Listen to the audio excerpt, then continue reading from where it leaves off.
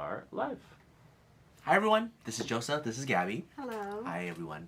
Today we're going to do things a little bit differently. We're going to start with the success story filming. We're going to be talking about what happens when a case gets approved for 601 and then they have to do the waiver at the consulate and you face an administrative processing. So we just went through a couple of those. Gabby's going to walk you through exactly what happened, and so we can share with you guys how to successfully prepare, because a lot of people get their waivers approved but they get stuck at the consulate, and that's actually the worst nightmare, right? Because you think you've succeeded, you've left the US, and it's almost bait and switch. They got you out of the US and they don't let you back in, and the whole family's waiting for you. It's terrible, it's scary, and we want to walk you through that process. And I know most videos kind of just talk about the process, or most videos talk about just focusing on 601, which is the hardest part, but how to actually overcome administrative processing at the consulate. This last mile, this last step is really, really important. And so Gabby's going to share that. We're going to do that first, and then we'll take questions.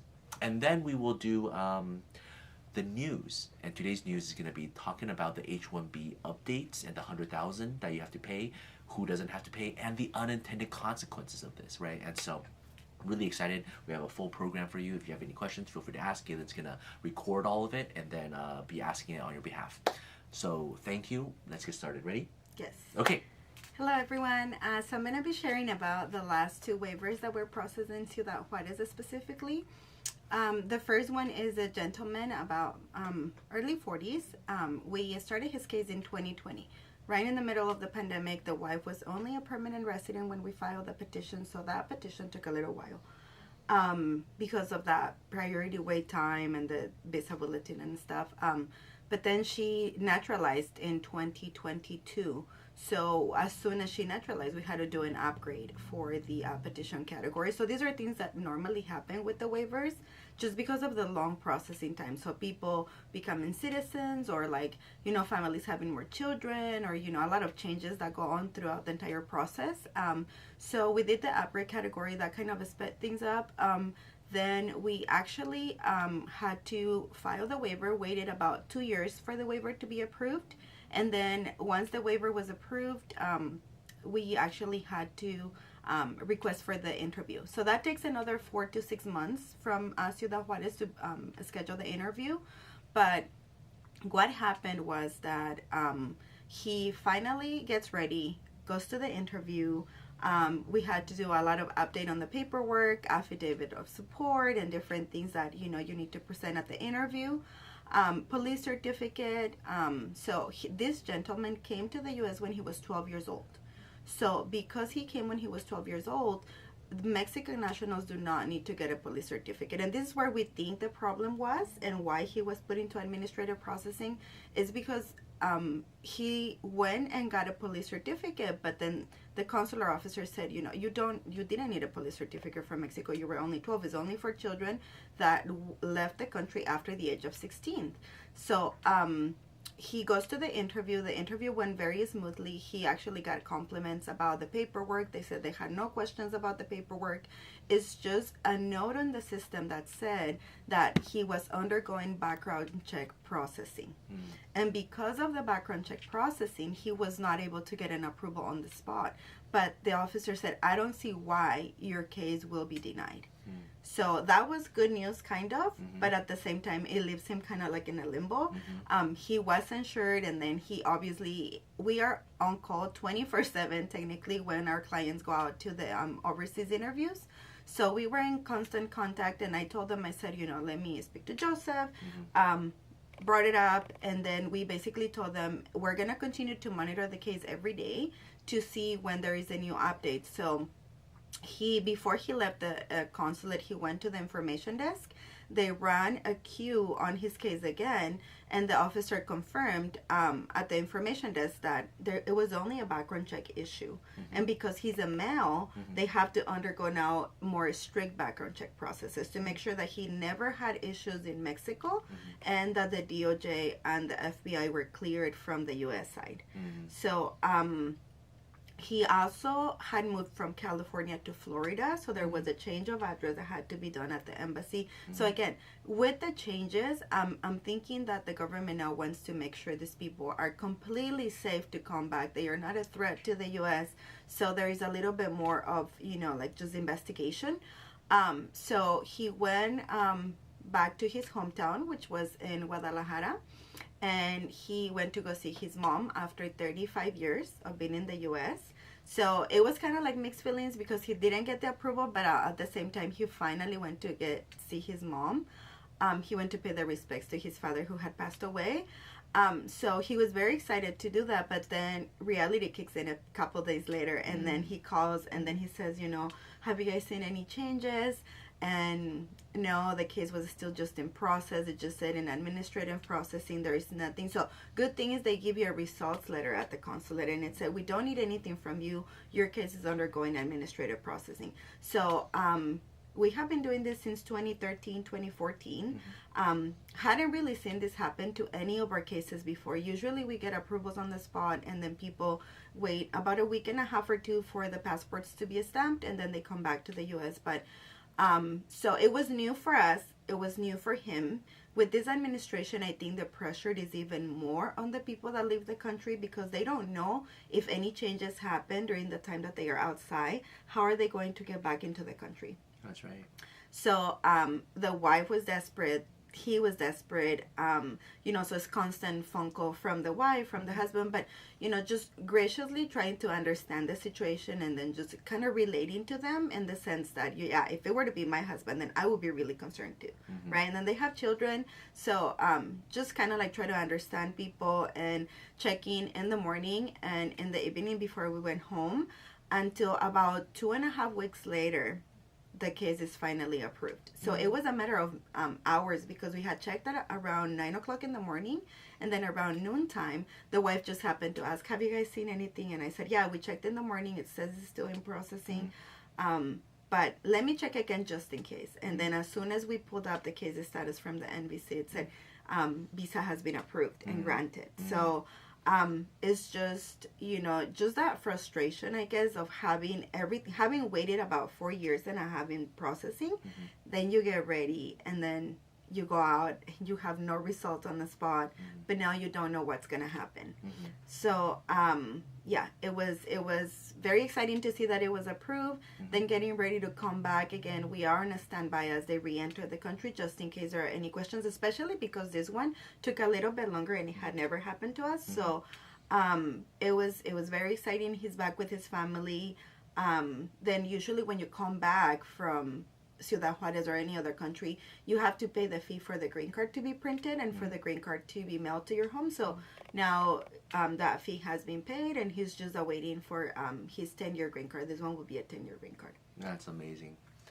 So much stress. The mom has to take care of all the kids. The father is out. What do you think they look for in these admin processing? I think for him it was more so the criminal record, just making sure that he did not have anything, especially with the address change from one state to another. I think they probably didn't realize that. And the consular officer noticed at the time of the interview. So she said, well, now let's check that you don't have any criminal record in Florida. And I think that was all. I don't think there was anything else. Yeah, he came when he was a kid, so it's not like he had much life in Mexico. Right. And what about the second case? So this one is a very exciting case. So this client came to us in about 2012, and he just did a consultation, and then they went home. They never came back, and then around 2018, they came back to our office. So back in just to clarify, back in 2012, the waiver, there was only the traditional waiver where the spouse had to wait outside in Mexico or in any other country if they needed a waiver for unlawful presence. So because of the separation at that time, the client decided they didn't want to do it. They had 4 young children at the time. So came back in 2018, just trying to revisit the options, They had a petition that was approved back from 2011. So that case was essentially just awaiting for the waiver to be filed. they had done a really good job keeping the petition alive, because you have to make contact with the NVC every year to make sure that your petition is not destroyed. So they came, they said, we know our petition is still open and approved. We want to know if she has any options to get a green card. So then we talked about 601A waiver. The advantage was she does not have to leave the children behind. Kids are now a little bit older, but they are still going through their teenage years. So for her, it was still a concern. And there is always this, like misconception of, if I go to Juarez, I'm going to be stuck out there because of all the horrible stories that people share. So, very diligently just explaining to them, this is a safe process. We've done it many times to be confident that, it's just process. You just have to go out there to do your due diligence of showing up and then kind of like redeeming your unlawful entry and then entering with your visa. So we filed that case in 2021 as well. And we just got an approval earlier this year in April. So it took about 4 years for the waiver to be approved. This one did get an RFE, and I think it was because it had passed so long that now they want to know if they are still together, if they are still in harmony, like things are going well. So we did get an RFE. We got the case approved, and then she had been here for about 25 years, had not seen her family either. So most people come very, very young, and now they are like older adults.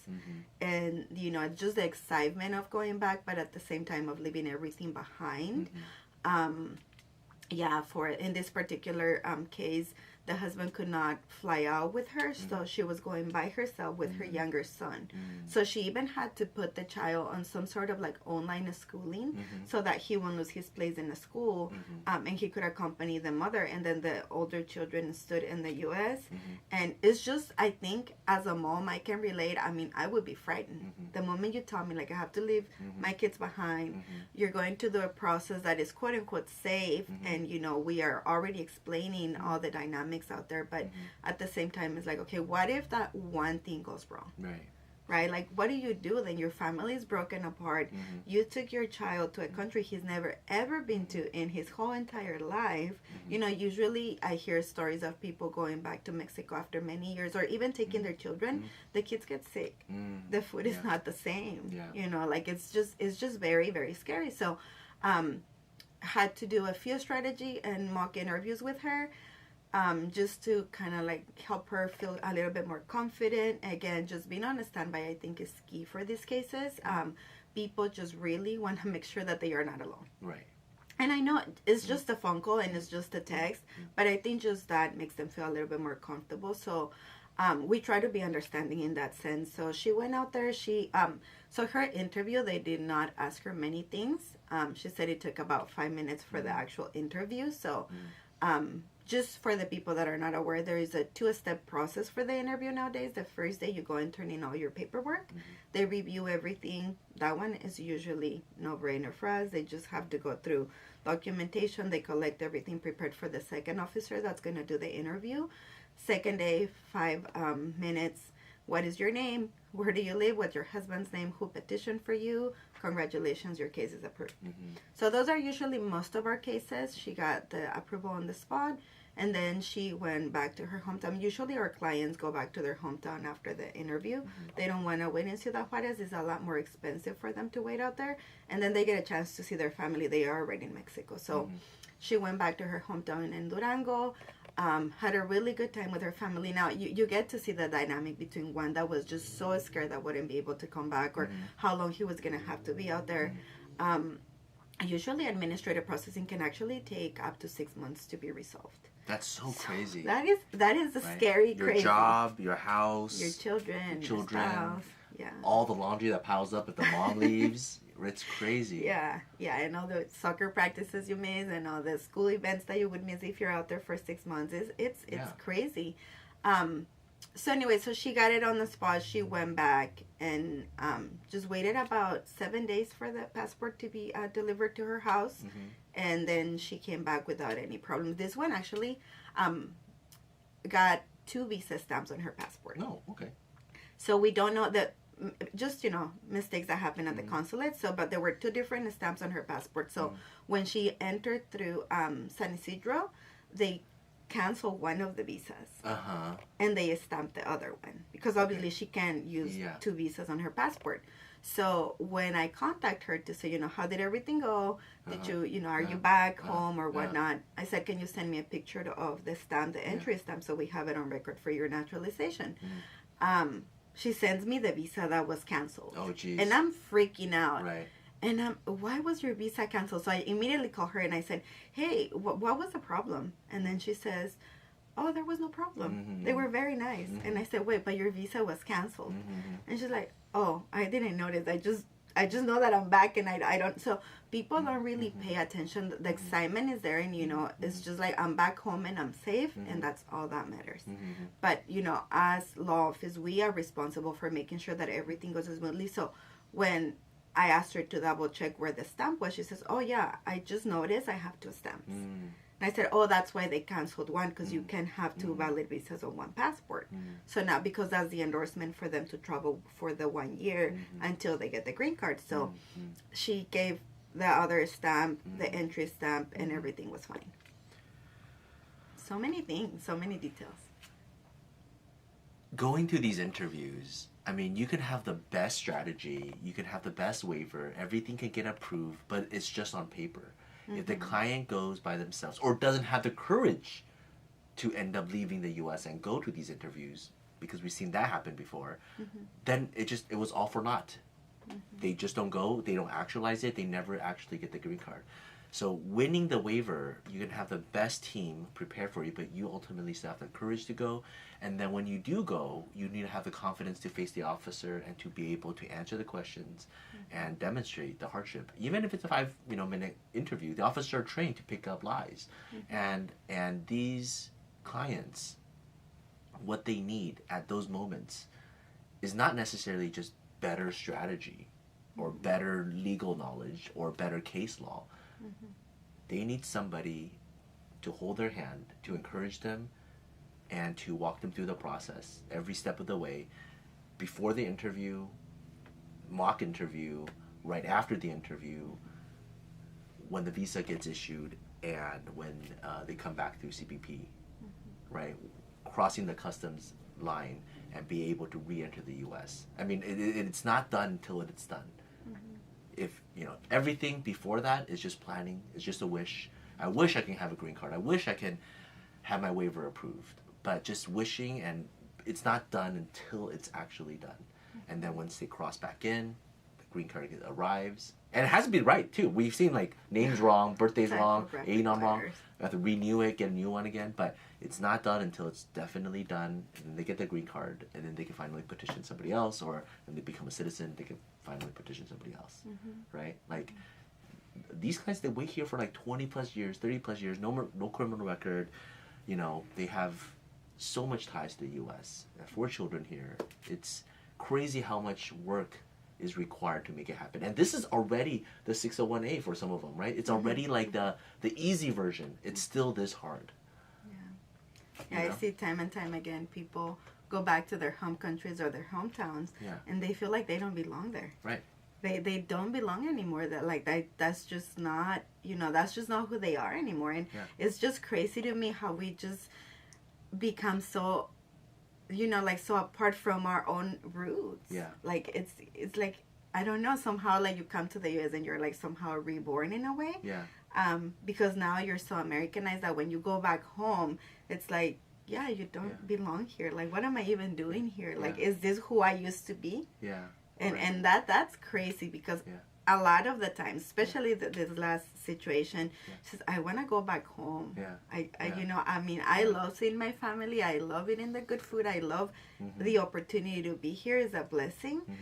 But I need to go back home. Yeah, right. So it's just that change of mind, and the difference is, it's impressive. It's really incredible to see how people, we just change, we evolve, and then when you go back, it's this is kind of what I wanted, but now I realize I really need to go back to who I am now. Right. So you live your whole life here feeling you don't belong. You live your whole life here not being recognized. You live in the shadow.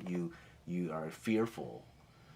And the public doesn't, quote unquote, accept you, especially in this day and age now, in 2025. But then once you go back, you see you don't belong there either. Your identity, your values, your way of life, and then you're stuck between two worlds. This is the immigrant life, immigrant struggle. Yeah, Right. definitely. But I think, just being able to relate, and being able to just be human and understand that, like you are leaving everything behind. And you are trusting that, your legal team is doing the right thing, that you are capable. So we're here just to support you. We're going to cheer you on. You're going to be okay. And half of the time, we have to like repeat it over and over again. It's going to be fine. It's going to be okay. Like just know that it's going to be okay. That you can do it, that you're so capable, that it's all on you now. Because consulate, they don't allow the attorney to go with anybody. So, the spouse cannot go in with them to the interview. It has to be just the applicant by themselves.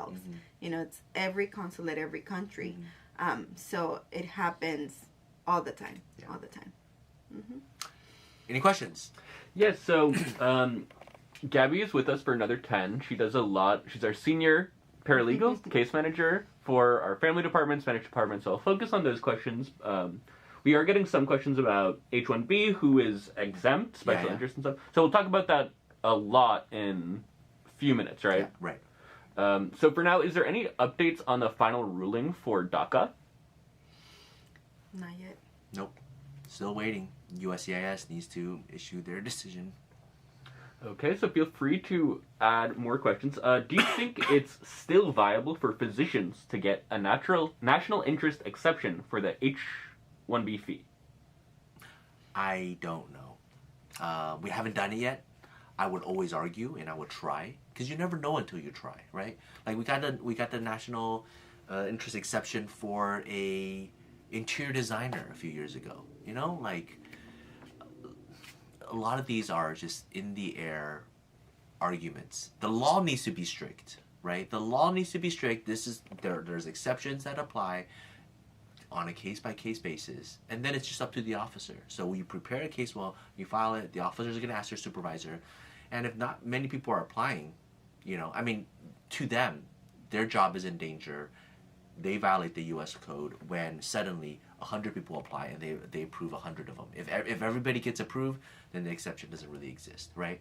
But if nobody's really applying and you have a good argument, well, then why not, So when in doubt, just try. And again, what's there to lose, right? So if you have a good case, just make the argument. So yeah, feel free to ask more questions. The interesting thing about the H-1B for me was they say email us your documents at like H-1B exception. Yeah. Is that normal? It is not normal. It is very, very rare to have that. This administration is doing things that's very unique, but they are completely changing the landscape of how immigration law is practiced. And because again, for the better century in the United States, right? As we're ramping up with the tech jobs, with the H-1B, there was no lottery before, and then it became a lottery, and then it becomes stricter, and then now suddenly there's 100,000 fee. Like things are changing so fast. So the least they could do is provide this email. So hey, if you have an exception, at least email us so like we can adjudicate and review, right? I wouldn't expect a fast response within 3 days though. Right. Yeah. So Gabby, how do you try to like approach making clients feel comfortable because it is such a scary thing, like we talked about? Yeah, I think I have to share like the past experiences and the most recent experiences that have been very successful. So I usually tell them, yeah, we had a client go about 2 months ago and they came back perfectly fine. Like it's just a process that you need to go out there with. So just sharing past experiences, letting them know that the law has not changed, that their case is still in the same process as everyone else's was a couple months ago. So just relating to them and saying, yeah, I do understand it's scary, but just know we have tried our very, very best to prepare you. And we are going to be here if you need anything. So even though you're going alone, but you're not alone. Mm-hmm. Do you think there's any hope for the lawsuit in California to get an injunction against the fee?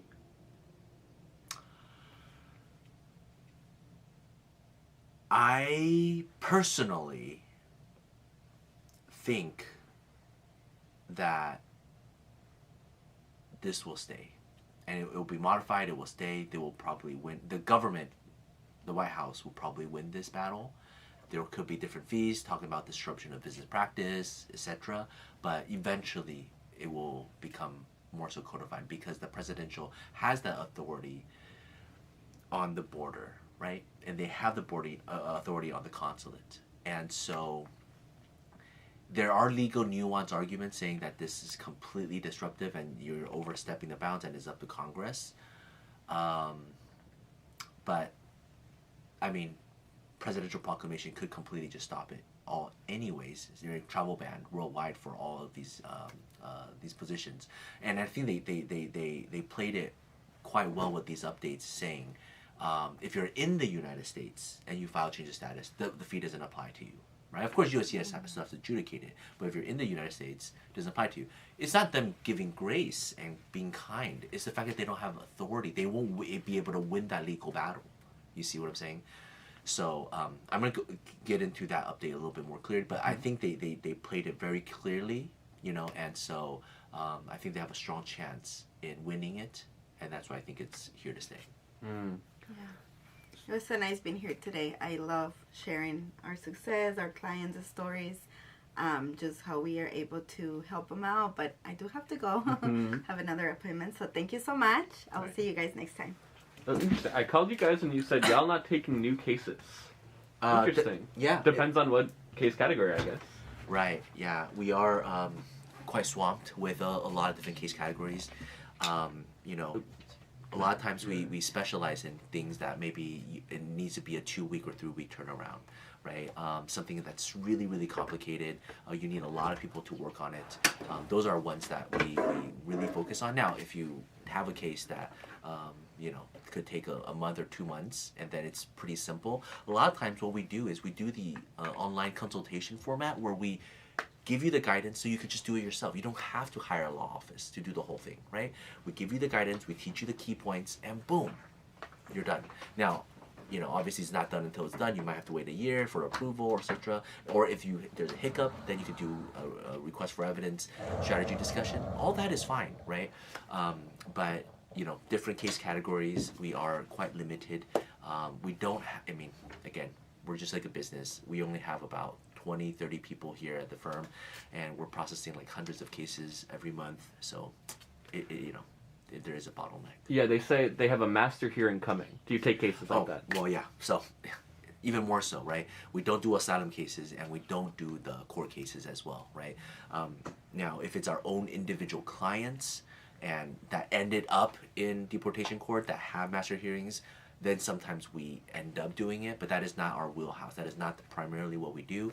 In immigration, it is generally broken up into 3 different types of immigration lawyers. There's the deportation court hearing lawyers, asylum lawyers, deportation master hearing lawyers, marriage hearing lawyers, and then there's the business immigration cases, and then there's the family immigration cases, right? So Gabby represents the family division. I represent the business division. We don't have a court division yet, where we partner with really capable people, but we only do that for our own, you know, cases, right? So, you know, we just can't do it all, and we really just want to do the things that we do well, right? Do you think for physicians is it possible to apply for EB1A instead of H-1B to avoid the fee? We've done plenty of EB1A cases for doctors and people who are in the medical profession. It's certainly possible. Here is the nuance that you need to prepare for, because Can I have your link? yeah. So USCIS likes to issue this request for evidence. They like to say, you know, in a very pompous manner, the United States have the best doctors. We have the highest medical training, and what can you do that we cannot, essentially? And we've seen so many of these type of requests for evidence, right? So directors of major hospitals abroad, they try to be able to get a green card to come in. They get this kind of request for evidence. You know, they've already have 30, 40 years of experience. They're very wealthy. They're very capable, but they don't have a medical license in the U.S., so they can't practice what they do. So that's the difficult thing that you have to overcome. I could share a little bit of how we were able to overcome it for the previous clients. We look into their history of achievements, the type of surgeries or type of patients that they see overseas, and what kind of thing that they specialize in. chances are, whatever you have done, whatever our clients have done, is not something commonly seen in the U.S. Now, obviously, if you're a general practitioner, you're just treating cold symptoms, it's going to be hard to make that argument. But if you particularly focus on some sort of treatment and some sort of disease, the U.S. might not actually see that because people's body types, people's struggles, people's methodologies, right? That maybe the U.S. solves this type of illness by just over medicating, but you focus it with traditional medicine or with exercise or with tech. It's a different solution the U.S. doesn't have because our healthcare system doesn't, quote unquote, allow it. Well, now you have an expertise that we don't have in the U.S., so you make that argument, right? So we've done, we've done plenty of arguments like that. What's the processing time for EAD nowadays? Depends on what kind of EAD, but usually I would estimate about 6 months. Is it possible to reopen a deportation case from 2017? Not likely. Something you could try. It's been done before. Right now, they're very hesitant to do that. They're the ones that they are reopening are the ones that they closed themselves, and people are still here in the U.S. And so immigration courts are reopening those to deport them again. So those are the ones that they are reopening. But if your cases has already been closed and you're outside of the country and you want it to be reopened, that will be extremely hard. If you're inside the country and it's been closed and you need it to be reopened in order to file for adjustment benefit, you just need to have a really good argument saying that this is the one thing that's preventing you from adjusting, right? So you want to prepare that equity argument. Okay, I want to get into talking about more in depth on this H-1B. Feel free to keep asking questions. I'll note them down. If they're not at H-1B, we'll take them after we finish talking about H-1B, but I will note them all down, so feel free to keep asking questions. So right now we're going to start officially the new segment about the H-1B and the unintended consequences of this new H-1B regulation. So we officially got it from USCIS. Now we know very clearly that if you're in the United States and you do a change of status, the 100,000 does not apply to you. However, if you're outside of the U.S., even if you have an H-1B approval in the past, that was, and it's no longer valid, and you need to file a new H-1B, sorry, the 100,000 does apply. So there's a lot of people in 2025 who filed the H-1B and got approved, and they need to go overseas to get the visa, come back. They're not affected. They're fine. That's good. People who are currently on H-1B and they need to file an extension, they're in the U.S., that's fine. Here's the people who are stuck. They had an H-1B. Maybe they got fired. They couldn't change their status to something else in the U.S. They left and they went back abroad. And now they need to file a new petition. They already had an H-1B in the past, but they now need to file a new petition overseas. Unfortunately, based on how we're reading it, that 100,000 applies because it's a new petition overseas. If you are in the United States doing a change of status, it doesn't apply. If you can find a way to get back into the United States as a tourist, as a student, as an L1B, as an O1B, as an O1A, if you can get back into the United States and then file a change of status, the 100,000 fee doesn't apply. But if you're abroad and the U.S. employer needs you, sorry, that new employer needs to pay that 100,000 fee. So there are plenty of people, and we've seen so many people in the past year, 2 years, 3 years, that got laid off by big tech and decided, I'm just going to go back abroad, wait out this crazy storm. When a new employer hires me, then I'll come back, right? Unfortunately, now, H-1B, even though you haven't used up all your time as an H-1B, you can recapture a lot of time that you were abroad. That 100,000 fee might still apply, right? So that is the scary thing. Now, here's the unintended consequence. It's going to be hard for a lot of people to get a B1, B2 tourist visas back to the U.S. They're extra strict. They're also checking the social media, and they can simply reject people based on the 214B. You have immigrant intent, right? Maybe you have family in the U.S. Maybe you've been in the U.S. for too long. Maybe you have family you don't have enough assets abroad, you don't have a stable enough job abroad, I don't believe you are truly a tourist that you're willing to come to the US. Or the wait time simply is just extremely long, right? For most people who don't know, a B1, B2 tourist visa could take, in some countries, more than 2 years before your first interview. Think about that. It's not a 1 week, 1 month, 3 months thing, right? If you think getting a DMV appointment here in the US is extremely long because you have to wait a few weeks and there's no walk-in appointments, for a tourist visa just to come to the United States to visit Disneyland in some countries could be 2 years. Some a little bit shorter, 3 to 6 months, but still. And then that's if you get approved, right? What if you get denied? Then you have to reapply in another 2-3 years, right? So tourist visa is going to be hard for many people who were in the US and who left and don't have enough strong ties, and people need to get a tourist visa. So a lot of people are going to be forced to do an F1 visa, right? And entering on a tourist visa, then adjusting, that's misrepresentation, right? Because you have the immigrant intent. Oh, good question. So let's go back to that. If you get a tourist visa or if you get an F1 visa, you come into the United States and then you change your status to an H-1B. You still have to have USCIS's approval, and they just explicitly write it in there. If USCIS denies you, then you still have to pay the 100,000 fee, and that basically because USCIS denies your change status, you have to leave abroad, and then now you have to come back, and so you have to pay the 100,000 fee, right? So, which means there is this possibility that I foresee. Somebody comes in as a B1, B2 tourist visa or an F1 international student visa, and then they change their status, and let's assume they fulfill no misrepresentation, right? They are true tourists, and then they change their mind, and then they want to file for H-1B. There's no H-1B allows for dual intent, for immigrant, whatever. They fulfill that, it's not a problem. But USCIS somehow denies the change of status, but approves the H-1B on the condition of the 100,000 fee. That is totally foreseeable. Mm-hmm. Right? Meaning you fulfill the H-1B requirements. We believe your position is specialized. We believe the employer needs you. On all accounts, you fulfill the requirement. But we are denying this change of status because it's discretionary. So if you just pay the 100,000 fee, we will approve it, and you can get a visa abroad and come back in. That is going to be a possibility that we see in the future. Now, hopefully, you don't have to go through that, right? Hopefully, whether it's a B1, B2 or an F1 international student, you come in, you study, whether you get your new master's degree, and then you do a change of status, and then the 100,000 fee doesn't apply to you.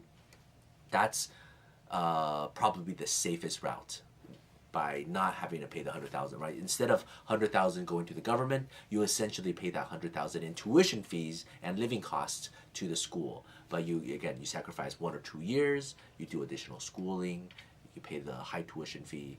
And so for most people who are the 20-year-olds, the 30-year-olds who want the H-1B, who need the H-1B, who that's the only way for them to come. They can't do a E2 investor visa because of their country of origin or nationality. They can't do a TN visa because it's been stricter. They can't do a O1 because they don't have enough extraordinary credentials. And they don't work for a cross-country company, so they can't do L1A or L1B. They can't do an immigrant petition. They don't have EB1A. They don't have EB2 or EB3. But they need to be in the U.S. They want to be in the U.S. They are forced to apply for master's degrees, pay the high tuition, and then still find a job, and then do the H-1B. So essentially dragging things out much longer. Now, if you're younger, you're still in school, basically forcing people to pay the high tuition to come to U.S. universities, right? That is essentially what this policy does. On paper, it is saying that by the proclamation, that's what I mean by paper, right? White House is essentially saying we don't want foreign-trained, foreign-educated individuals coming to the U.S. to take U.S. jobs. But if these foreign nationals come into the U.S. and become U.S. educated, master's degree, essentially paying tuition, then we allow you to change status. That is essentially the unintended consequence. Why? How? Does this make sense? Does it not make sense? that's up to debate, right? Maybe the AI revolution is overblown, but right now, U.S. employment, there are a lot of people who are graduating. They need jobs. The tech companies are laying off a lot of people. So protecting U.S. workforce. Maybe that's one reason. Maybe it's because the universities are all closing down, shutting their border, because again, the U.S. administration is cracking down on universities, but they still need to help the universities get propped up because they need tuition fees. Okay, well, maybe by doing this policy, it funds the universities with additional international students because that is the only stepping stone to get H-1B. Who knows, right? These are all conjectures, and there's no direct, clear evidence, but that is the unintended consequence, right? You need to be essentially in the U.S. with a valid visa in order to change status, in order to avoid that 100,000 fee. Someone says you should acknowledge the issue of fraud finding impact for seeking B or even F entry with H intent. That is exactly what you mentioned, Galen. Yeah, and I agree. So if you enter the country as a tourist, and then within 1 week, 3 weeks, and you change status to H-1B, USCIS will challenge that, right? And so on our YouTube channel, you can see plenty of different change of status requests for evidence and how we were able to overcome it. Even suing the government with a motion to reopen because they denied it unjustly, right? Client came in as a tourist, they needed an extension, they denied it, saying that there's these ulterior motives. The client doesn't, right? And so we were able to overcome it. So if you come in as a tourist and then you change to H-1B, you need to prove that when you came in, you were a tourist. And when you applied for the tourist visa at the consulate, you were a tourist. And then something changed, and that's why you applied for the H-1B. If you cannot convince the officer, then your case will be denied, and you might have to pay the 100,000 fee, assuming that scenario exists. So it is not easy, right? It is definitely not easy, but that possibility exists. Someone says, I feel like even with the exemption, a lot of companies just won't want to deal with visas at all. Since the rules keep changing, it's just too much of a trouble. They don't want to deal with it. That is absolutely true. However, companies will keep on doing it. You know why? Because they have been doing it. In the past 5 years, 10 years, 20 years, we've seen the H-1B get revised and changed again and again and again. Lottery, no lottery. Think about the normal H-1B application process. Just normally, how it was last year. A company needs a position. Okay, send out, post it on ZipRecruiter or LinkedIn, have all these resumes. They could interview all these different people to fill that position, but they don't. And they say, I'll give it to this foreigner, and then I will spend thousands of dollars to petition with the government. And once it gets approved, once the lottery gets approved, once the USCIS approves, I wait for them for maybe 3 months, 4 months, 6 months, and then they come in, start October 1st, and then they work, and then if I fire them, I have to pay for their plane ticket to leave. Who in the right mind, what companies would do that? And so, but they still do, year after year. And that's because the companies actually need these individuals. And so, no matter what barrier people put up, the government, the 100,000, companies are still going to continue to do that. Maybe to a different varying degree, but people are going to still continue to do that. Why? There's lots of reasons, but I just don't foresee the H-1B completely being shut down. I do predict that next year, maybe winning the lottery will be much higher. So instead of maybe a 20-30% chance of winning the H-1B lottery like this year and the previous couple of years, maybe less people apply, and so it jumps up to maybe 80-90% selection rate. Which for a lot of people, that's way better news. That's like saying, okay, if I pay $100,000, then I don't have to go through a lottery, or I almost guarantee I'll be able to get it, and then I'll be able to come in and work in the U.S. for 7 years. That $100,000 is really just prorated my salary, right? Like, I'm just randomly taking an example. If I come from a southeastern country, my annual salary is only $30,000 to $40,000. I come to the U.S., suddenly my salary jumps to $140,000. That $100,000 per year, span it out to 6-7 years, and I have to pay $100,000 fee. Worth it, right? So you can imagine a lot of people, are willing to go through that. Okay, we will get to all of our non-H-1B questions. I see them coming in. So we'll wrap up the news soon. Last H-1B just for now. Aren't the legal arguments that only Congress can set the fees? Is that like a viable argument for the lawsuit? Why would that lose? Yeah, that is a great argument. But here's the thing.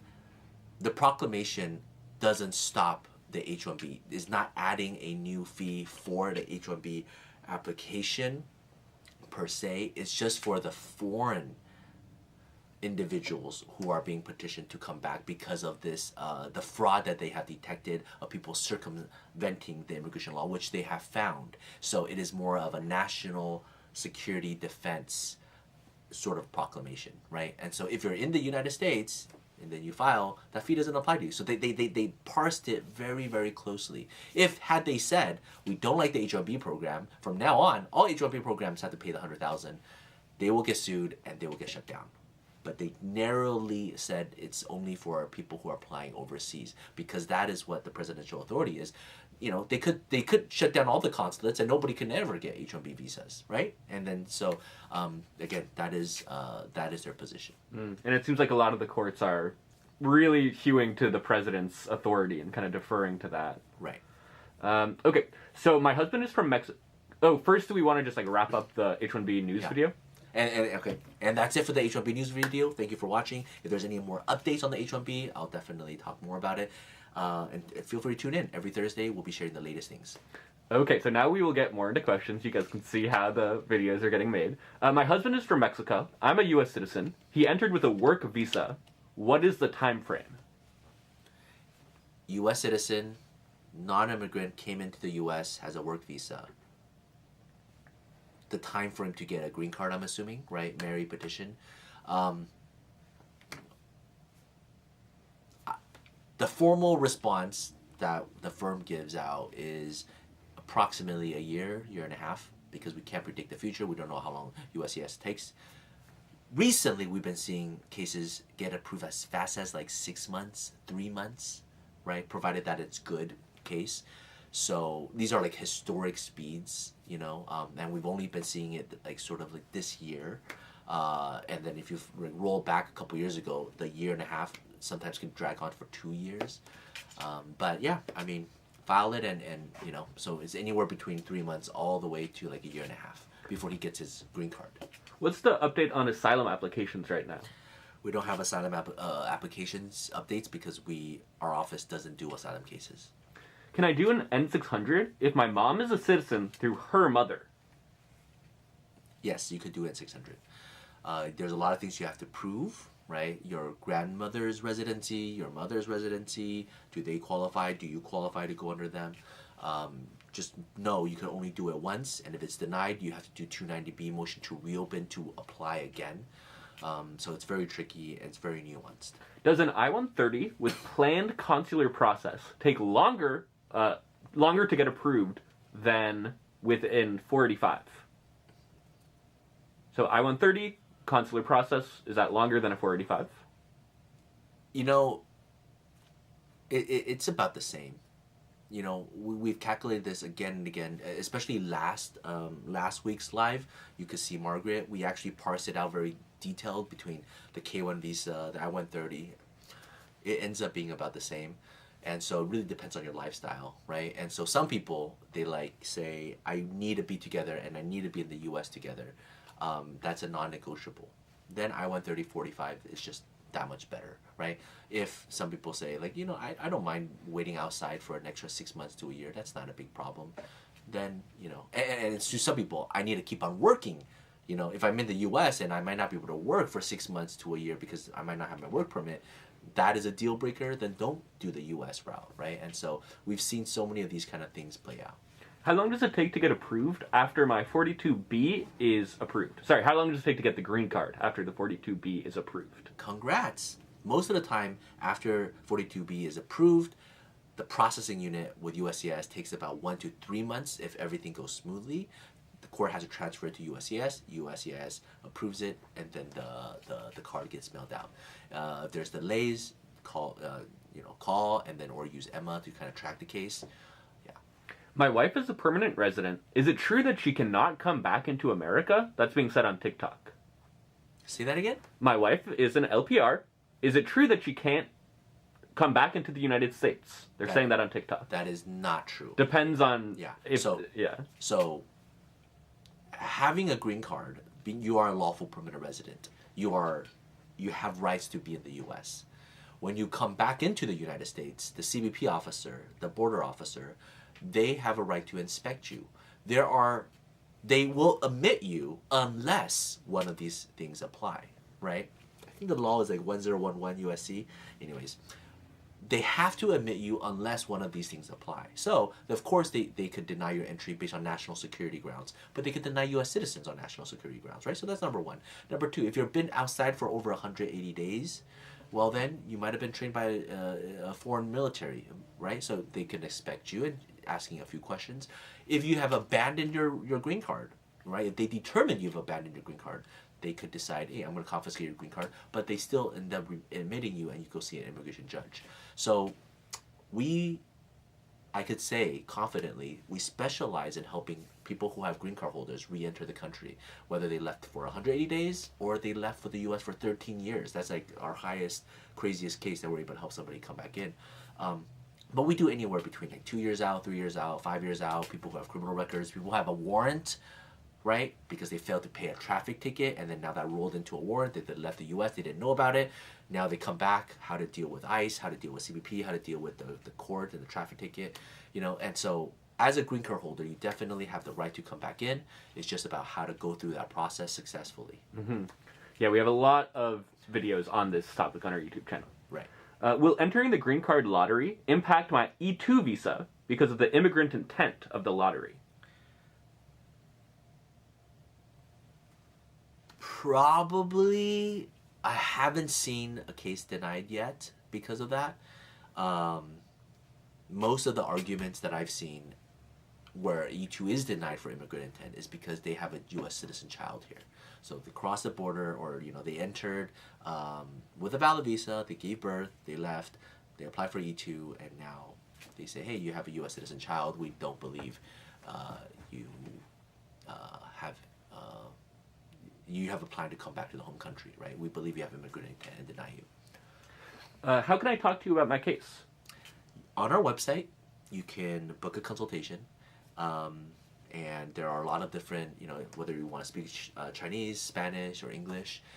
If you only want to talk to me, I'm flattered. Just book the consultation and say you only want to talk to Joseph, right? But and then somebody else will reach out back to you to kind of coordinate a time to see when I'm available.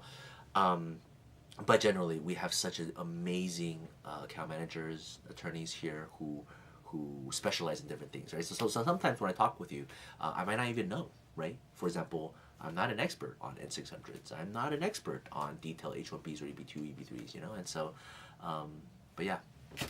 What does it mean my visa status was refused for administrative processing, and now it's saying ready? So you might have gotten approved, right? So visa admin processing is just them going down and doing a deeper check on your case. If it's ready, then it's probably approved. You get the visa, you come back to the U.S. How many years do I need to prove my mom was in the U.S. before I was born in December 1983 in Mexico? This is about the citizenship through mom. Through mom, okay. I recommend booking a consultation with the Spanish department, and you'll be directed with Gabby, who you saw earlier sitting here. She does all the N600 cases, right? Because again, so many Hispanic people have gone through the citizenship process to got their citizenship, and birthright citizenship is so powerful. So that would be my recommendation. Dismissed misdemeanor. I'm married to a U.S. citizen. I came on a visa. Can I get a green card? Repeat that again. I have a dismissed misdemeanor. Okay. Came in on a visa. Okay. Married to a U.S. citizen. Okay. Can I get a green card? Yeah. Prove that you have good moral character, right? So that is the central issue. You fulfill all the other requirements. You came on a visa, you valid, admission, and then now you're married to a U.S. citizen, so you could file for adjustment of status based on 245A. Now the central question before the immigration officer is, do you have good moral character? You have a misdemeanor. And if you just analyze that misdemeanor, it's not a stain on your character, and you have all these other things that's bolstering your claim, and to be able to get a green card, you should be able to succeed. Can someone get denaturalized years later if the government finds out he was already a derivative citizen? Let me get this straight. You are a citizen. You are also a derivative citizen. Will they denaturalize you because you somehow can get citizenship in two different ways? Is that the question? Mm-hmm. I guess my answer is the government is not interested in denaturalizing anyone unless there's something in it for them, right? There's no quota for the U.S. to denaturalize as many people as possible as of now, right? There's a quota for ICE to deport people who have no status in the U.S. That there's a quota there, but if you're a citizen, there's no quota to say, hey, we need to go and deport so many people. There are mafias, there are gangs, there are people who are unsavory who are here, and they have a lot of assets and they're very wealthy, but to go after them and to battle them through court, kind of complicated. If the U.S. is able to denaturalize them first, freeze all their assets, well then they lose all their rights and the government can take out everything. Whether you think that's good or bad, fair, if that's fascist, if that's a power play, that's, up to debate, right? But that is, from my understanding, from following when the Obama presidency started the creation of this denaturalization plan. So for the past 10, 12 years, I've been following it very closely. There are a lot of fraud of people who got green cards and then became citizens. To the best of my knowledge, USCIS is not going after individuals, they're going after organizations and criminal rings and things of that nature because it costs the taxpayer a lot of money. It costs the Department of Justice a lot of money to spend the time and energy to denaturalize each individual. Should we have a lawyer physically with us when we go to our I-130 interview? For our cases, 95 to 98% of the cases that we file, we say you don't need a lawyer. And that's us. And we already do the difficult cases. So if you're not a difficult case, my advice is probably 100% you don't need to. Or 99, you can't be 100%. However, this is the only point when you might really want a lawyer. If you feel like there's something tricky and the officer might be discriminatory towards you, and you, based on your own personal experience, right? If in your own life, you've gone through the immigration system, you've gone through customs, you've gone through the visa, somebody might be discriminatory against you. You might not be treated fairly. You want an extra safeguard. That's when the lawyer is helpful. The lawyer is not going to be able to do anything for you because they're sitting in back of you. They can't talk. They're just documenting what happens. I got a notification that USCIS took action on my case after I sent my renewal for DACA. What does that mean? That they probably received your case. Yeah, I wouldn't think too much about it. Yeah, I remember our partner Ellie, who does he go to the I-130 interviews? Yes. Is that? Yes. And so he has all these stories about horrible things happening, and then he can magically make it work. Right. It's definitely powerful when you have an attorney, but again, it's expensive, and again, you don't want to just hire some attorneys can make a situation worse. I have to be clear, and I have to say that. I'm not talking about just preparing. I mean, obviously, a lawyer who puts together a case, fills out everything incorrectly, files it, gets the case denied. That's obviously really bad and subject to malpractice, right? But even appearance attorneys, right? I remember when I was an attorney yet, and I was serving as a translator, and I mean, I've been working as an intern. I know some immigration law, and I remember the client hired a lawyer just on the spot, and then we went in, and the lawyer was giving the client wrong information, and I was translating between the lawyer, the client, and the immigration officer, and I was freaking out, and I did something, I don't know, maybe semi-unethical. Should I admit it on live? basically, the lawyer told the client to say something, and I'm supposed to translate it to the client, to the officer, but I knew the right answer, so I kind of phrased it in the right answer, and the client used my answer to talk to the officer, and the officer understood it, and I translated it back. But I basically was just ignoring the attorney, because the attorney was saying everything wrong, right? And I was just like, this guy needed to get this barred, right? Like, seriously. And then I went to law school. It's like, if that guy could be an attorney, man, for sure. But anyways, having the wrong help can harm you. That's my point, you know. And then if you want to hire the right help, it could be expensive, you know. And so again, just for whatever it's worth, we do difficult cases. 90% of our cases, we don't recommend an attorney. We recommend doing a very detailed prep before going, right? Because ultimately it's you and the officer, so you need to be well prepared, well documented, and you're able to execute. Having an attorney, and if you don't prepare, and then you just have an attorney sitting behind you, and then you spend your money doing and energy doing that instead, that's a wrong place to put your energy, right? So that's our recommendation. The last question, I just got detained by ICE in the Miami airport. Shoot, I'm sorry to hear that. Any updates? Anything that you want to share? What do you think about felony if I have a green card? This is someone else. Oh, this is someone else. Yeah. Okay. It depends on what the felony charge is, and if it's a significant offense, and if it's a significant moral character flaw, then they could put you through ICE and detention, and you might have to be bailed out, right? Because you have a green card, there's a high chance you will be able to be bailed out, but you still have to go through immigration court to prove that you are not deportable, and maybe you want to argue the 42A to be able to win that to get your green card back. Now, if it's a drug offense, it's almost guaranteed you're going to be have to go through detention, and the bailing out process could take weeks, if not months. So that's the situation with ICE. They are not doing, well, I mean, yeah, so they themselves are not doing as many bonds as they used to, and they're pushing it all into immigration courts, so cluttering up the backlog in the immigration courts even more, right? Okay, do you want to close this out? Thank you guys for watching. I know there's a lot of information. I know immigration law is constantly changing. H-1B stuff, ICE, and N-400 and everything else. Anything we see, we try to be able to provide these updates on a weekly basis.